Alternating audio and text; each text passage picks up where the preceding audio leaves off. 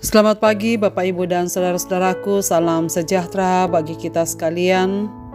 Harapan dan doa saya kita semua sudah bangun pada pagi hari ini dengan tubuh yang sehat, selalu semangat dalam anugerah Tuhan kita Yesus Kristus. Senang sekali kita berjumpa kembali saudara sekalian kita di acara Renungan Pagi edisi 31 Oktober 2023. Mari bersama saya kita membaca dan merenungkan firman Tuhan. Semoga menjadi kekuatan kita untuk menjalani hari kita di hari ini.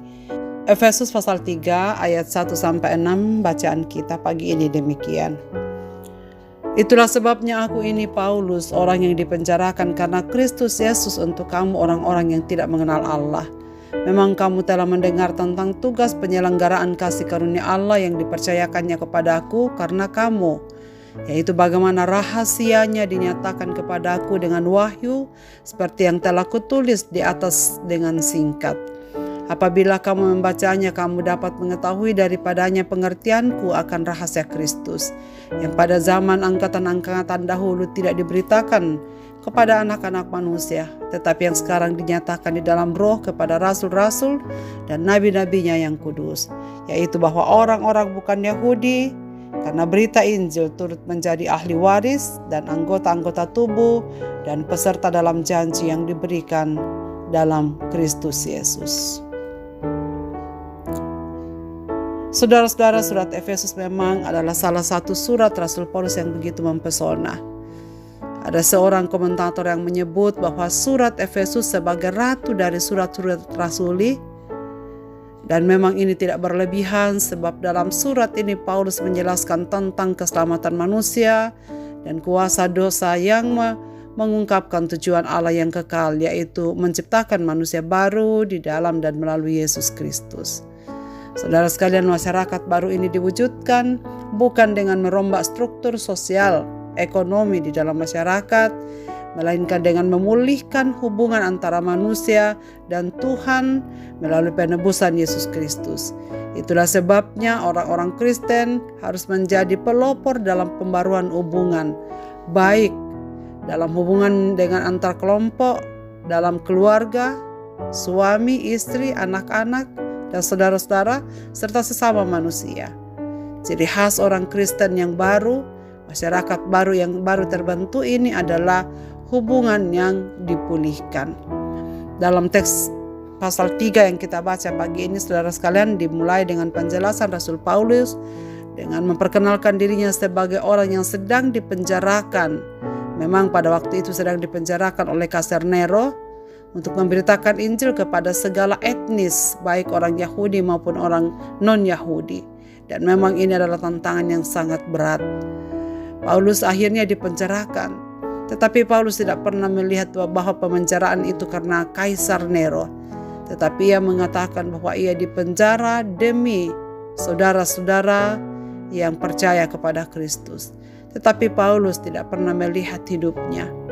Sehingga Paulus menyebut bahwa ia adalah tahanan Kristus. Ia lebih menyukai dirinya disebut sebagai tahanan Kristus karena memang Paulus sedang memberitakan Tuhan kepada segala suku bangsa. Paulus menyebut bahwa Tuhan mempercayakan kepadanya suatu tugas rahasia yang kerahasiaannya tidak dijaga lagi oleh karena sudah terbuka kepada semua orang, yaitu kebenaran. Kebenaran yang memang dahulu belum disingkapkan kepada manusia, tapi sekarang telah disingkapkan melalui pengajaran para rasul, para nabi, bahwa rahasia yaitu umat yang telah dipersatukan, baik bangsa Yahudi maupun non-Yahudi. Saudara-saudaraku yang saya kasihi, pada pagi hari ini Paulus mengingatkan kita kembali siapakah kita, bahwa karena kasih karunia-Nya kita bukan orang-orang Yahudi, tetapi berhak menerima janji-janji Bapa di dalam Yesus Kristus Tuhan kita. Saudara, marilah kita bersyukur untuk kasih karunia-Nya ini bagi kita, orang-orang non-Yahudi, tetapi disejajarkan dengan orang Yahudi untuk menerima janji-janjinya. Karena berita Injil kita turut menjadi ahli-ahli waris dan anggota tubuh dan peserta dalam janji yang diberikan Yesus Kristus. Saudaraku, marilah kita mengungkapkan rasa syukur kita dengan terus memberitakan kabar baik kepada setiap orang dalam kehidupan kita masing-masing. Marilah kita berdoa. Bapa di surga, kami bersyukur dan berterima kasih karena firman-Mu meneguhkan kami pagi ini. Walaupun kami bukanlah bangsa Yahudi, tetapi Tuhan menyelamatkan kami juga sebagai bangsa-bangsa non-Yahudi untuk menerima waris kerajaan Allah, menerima keselamatan yang sempurna yang dibawa oleh Yesus Kristus Tuhan dan Juru Selamat kami. Siapa kami ini ya Tuhan? Kami bukanlah orang sempurna. Kami hanya bisa mengenal kebenaran karena Dikau yang berbelas kasih pada kami.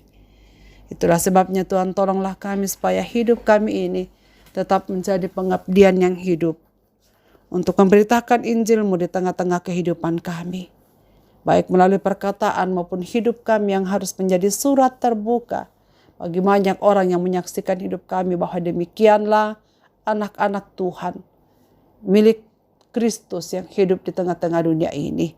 Hamba-Mu berdoa ya Tuhan pada pagi ini kepada segenap pendengar renungan pagi yang mendengarkan firman-Mu ini. Kiranya Tuhan hadir dalam keadaan mereka. Mereka yang sedang bersedih, Tuhan hiburkan karena kehilangan orang-orang yang mereka kasihi. Yang sakit, Tuhan sembuhkan. Yang sedang dalam berbagai-bagai pencobaan hidup, Tuhan kuatkanlah. Supaya mereka tetap kembali kepadamu untuk hidup seturut dengan kehendak-Mu. Apapun yang terjadi, kami tak pernah menyaksikan tentang Tuhan dalam hidup ini. Tetapi kami terus menyadari bahwa Tuhan selalu hadir dalam segala situasi hidup kami. Terima kasih Bapa karena kami adalah anak-anak-Mu yang mewarisi segala janji-janji-Mu. Dalam tangan kasih-Mu kami serahkan hidup kami sepanjang hari ini. Biarlah Tuhan memelihara hidup kami. Dalam Kristus Tuhan kami berdoa. Amin. Selamat beraktivitas Bapak, Ibu, dan saudara-saudaraku. Tuhan Yesus memberkati kita sekalian.